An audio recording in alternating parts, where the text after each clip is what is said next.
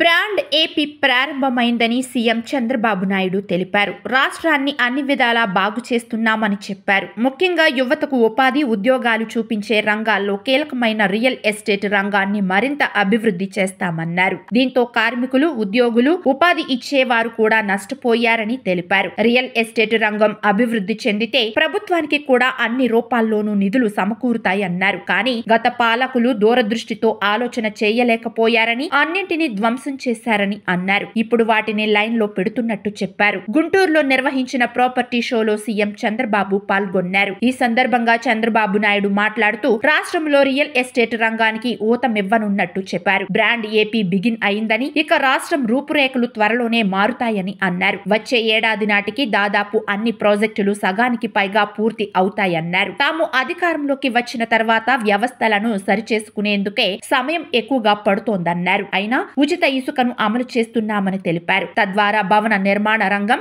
Develop అవుతోందన్నారు. కార్మికులకు చేతి నిండా పని లభిస్తోందని చెప్పారు. నిర్మాణ రంగంపై 34 లక్షల కుటుంబాలు ఆధారపడి ఉన్నాయని, అందుకే రియల్ ఎస్టేట్ కు ఎక్కువగా ప్రాధాన్యం ఇస్తున్నట్టు తెలిపారు. వచ్చే రోజుల్లో భవన నిర్మాణ అనుమతులు అన్ని ఒకే వేదిక నుంచి ఇస్తామని తెలిపారు. అదే విధంగా భూ కబ్జాలపైన తీవ్రంగా చర్యలు ఉంటాయని సీఎం హెచ్చరించారు. అనుమతులు తీసుకోకుండా నిర్మాణాలు చేయడం ఎంత తప్పో, కబ్జా చేసిన స్థలంలోనూ నిర్మాణాలు సాగించడం అంతే తప్పన్నారు. అందుకే అన్ని అనుమతులు ఇచ్చేలా ఒక పోర్టల్ ను త్వరలోనే తీసుకువస్తామన్నారు. ఈ విధంగా ఏపీని మరింత అభివృద్ధి చేసే ప్లాన్ రెడీ చేస్తున్నారు చంద్రబాబు.